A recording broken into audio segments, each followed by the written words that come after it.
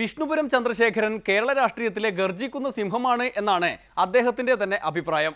ഏത് തെരഞ്ഞെടുപ്പ് വന്നാലും അത് ഉപതെരഞ്ഞെടുപ്പെന്നോ ലോക്സഭാ തെരഞ്ഞെടുപ്പെന്നോ നിയമസഭാ തെരഞ്ഞെടുപ്പെന്നോ വ്യത്യാസമില്ലാതെ വിഷ്ണുപുരം തൻ്റെ സ്വന്തം നാടാർ സമുദായ സംഘടനയായ VSDPയുമായി രംഗത്തു വരും.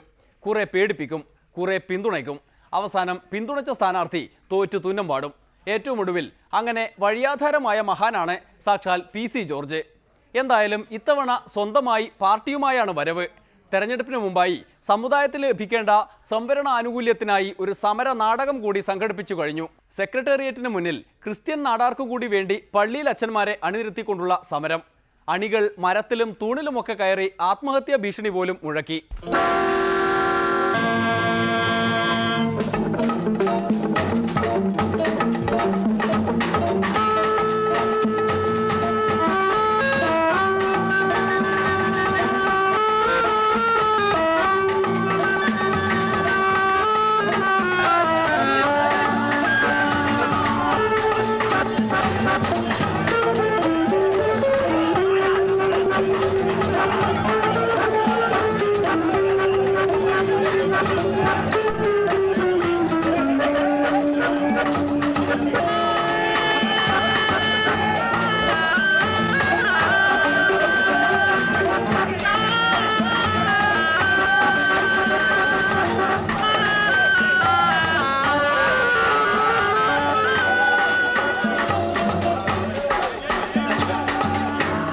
അഞ്ചു ദിവസത്തോളം നീണ്ട സമരത്തിന്റെ പ്രധാന ആകർഷണീയത പള്ളിയിൽ അച്ഛന്മാരുടെ നിരാഹാരമായിരുന്നു.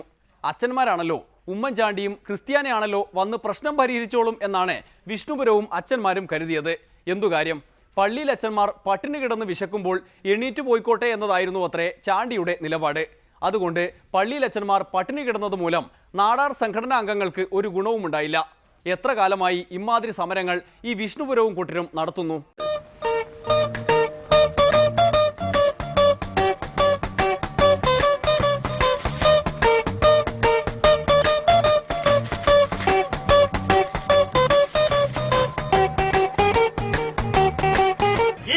വൈദികരെ ഉമ്മൻചാണ്ടി അറസ്റ്റ് ചെയ്യാനാണ് തീരുമാനിക്കുന്നതെങ്കിൽ ഞാനത് ഉറപ്പു വരാം, ഈ വൈദികരുടെ കണ്ണുനീരില് ഉമ്മൻചാണ്ടി സർക്കാർ ഒലിച്ചു പോകുമെന്നുള്ള കാര്യത്തില്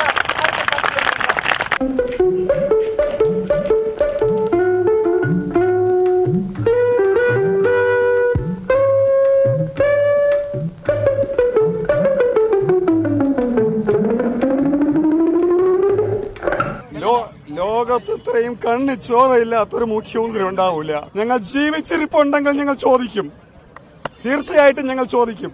ഇതിന് പകരം ഞങ്ങൾ 3 നിയോജക മണ്ഡലത്തിലും ഞങ്ങൾ അത് കാണിക്കുമെന്ന് അദ്ദേഹത്തോട് വിളിച്ചു പറയണം. ഒന്നുമില്ലെങ്കിൽ അതൊരു ക്രിസ്ത്യാനിയല്ലേ, ഒന്നുമില്ലെങ്കിൽ അതൊരു ക്രിസ്ത്യാനിയല്ലേ.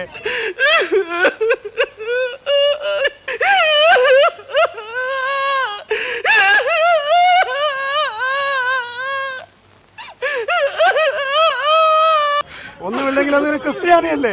ഒരച്ഛൻ ഉമ്മൻചാണ്ടിയുടെ ക്രിസ്ത്യാനിറ്റിയിൽ പ്രതീക്ഷ വച്ച് നിരാഹാരം കിടന്നെങ്കിൽ എത്ര പേർ മുഖ്യമന്ത്രിയുടെ മനുഷ്യത്വത്തിൽ പ്രതീക്ഷ വച്ച് സമരത്തിന് ഇറങ്ങിക്കാണും? എന്തായാലും ഇനി മുതൽ മുഖ്യമന്ത്രി ക്രിസ്ത്യാനിയാണല്ലോ, അതുകൊണ്ട് വല്ലതും അനുവദിച്ചു തരും എന്നും കരുതി ഒരച്ഛനും സമരത്തിന് ഇറങ്ങരുതെന്ന് ഇതിനാൽ ബോധിപ്പിച്ചുകൊള്ളുന്നു. നിരാഹാരം ഇരുന്ന മറ്റ് പള്ളിയിലച്ഛന്മാരുടെ സ്ഥിതി എന്താണ്? അതൊരിടവേള കഴിഞ്ഞ്.